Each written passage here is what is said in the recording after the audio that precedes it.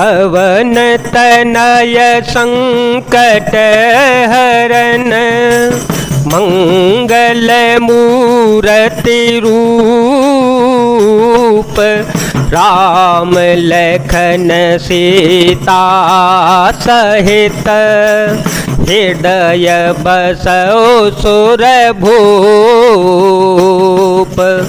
हनुमान तेहि परसा, कर पुनि कीन प्रणाम,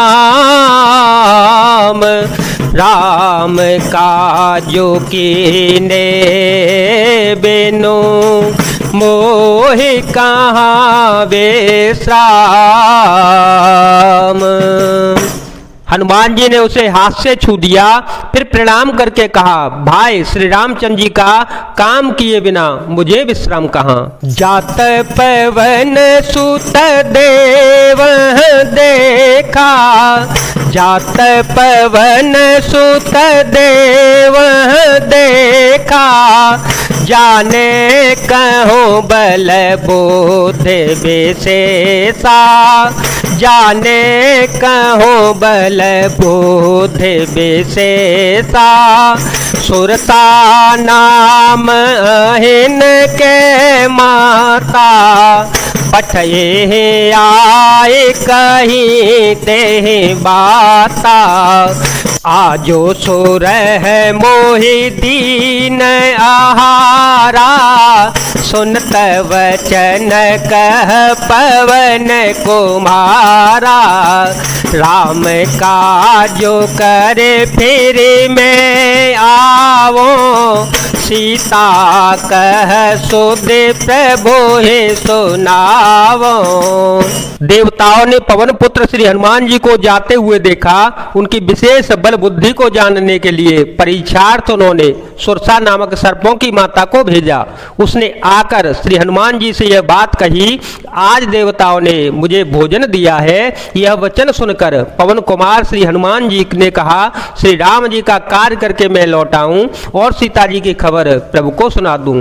तब तब बदन पैठी हूँ आई, सत्य कहूँ मोहे जान दे माए, कवने हो जतन दे नहीं जाना, ग्रस से न मोहे कहे ओ हनुमाना, जो जन भरते ही बदनु पसारा, कपतनु के न दो गुण बेसारा, सोर है जो जन मुख ते ही ठयो, तुरत पवन सुत बतिस भयो, तब मैं आकर तुम्हारे मुंह में घुस जाऊंगा, तुम मुझे खा लेना।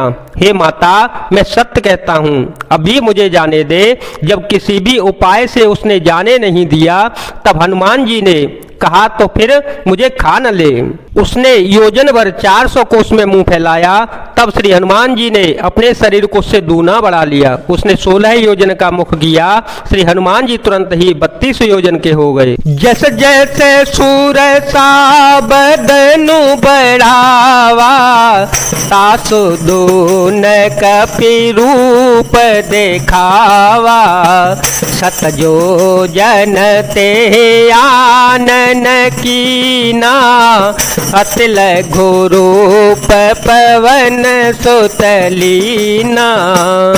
जैसे जैसे सुरसा मुख का विस्तार बढ़ाती गई, श्री हनुमान जी उसका दूना रूप दिखलाते गए।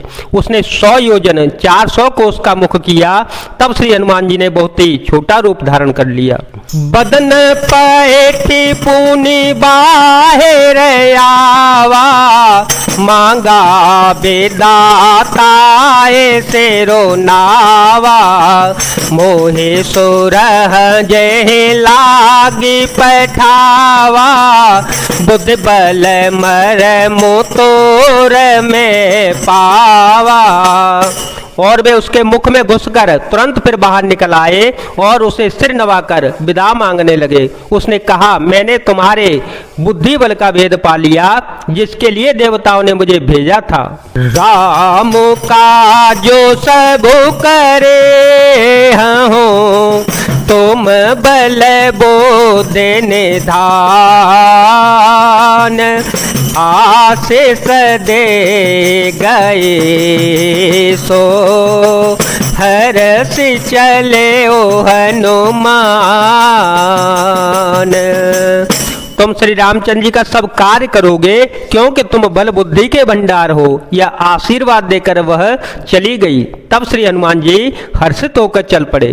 निश्चर एक सिंधु महु रही, निश्चर एक सिंधु महु रही, कर माया न भूखे खग गए, कर माया न भूखे खग गए, जीव जंतु जे गगन ओढ़ाए, जल बेलो के तिन के पर छाहे, गहे छाह सक सोन ओढ़ाई, गहे छाह सक सोन ओढ़ाई, एह विधि सदा गगन चर खाई, सोई चल हनुमान कह कीना,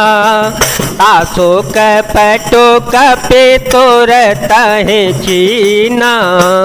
समुद्र में एक राक्षसी रहती थी। वह माया करके आकाश में उड़ते हुए पक्षियों को पकड़ लेती थी। आकाश में जो भी जीव जंतु उड़ा करते थे वह जल में उनकी परछाई देखकर उस परछाई को पकड़ लेती थी जिससे वे उड़ नहीं सकते थे और जल में गिर पड़ते थे। इसी प्रकार वह सदा आकाश में उड़ने वाले जीवों को खाया करती थी। उसने वही छल श्री हनुमान जी से भी किया। श्री हनुमान जी ने तुरंत ही उसका कपट पहचान लिया। ताहे मारी मारो सुत बीरा, ताहे मारी मारो सुत बीरा, बारे दे पार गय ओ मते धीरा, बारे दे पार गय ओ मते धीरा, कहाँ जाए देखी बन शोभा, गुंजत चंचरी कम दोलोबा, नाना तरो फल फूल सुहाए, खग मृग वृंद देखे मन भाए, शैल विशाल देखिए कयागे, तापर धाये चढ़े ओ भय त्यागे, उमान कछु कपि के अधिकाई, प्रभु प्रताप जो काल खाए, गिर पर चढ़े लंका ते ही देखी, कहीं न जाए अति दुर्ग बेसेती। पवन पुत्र श्री हनुमान जी धीर बुद्धि और श्री हनुमान जी उसको मारकर समुद्र के पार गए। वहां जाकर उन्होंने वन की शोभा देखी। मधु पुष्प रस के लोभ से भौरे गुंजार कर रहे थे। अनेकों प्रकार के वृक्ष फल फूल से सुशोभित थे। पक्षी और पशुओं के समूह को देखकर वे बहुत मन में प्रसन्न हुए। सामने एक विशाल पर्वत देखकर श्री हनुमान जी भय त्याग कर उस पर दौड़ कर जा चढ़े।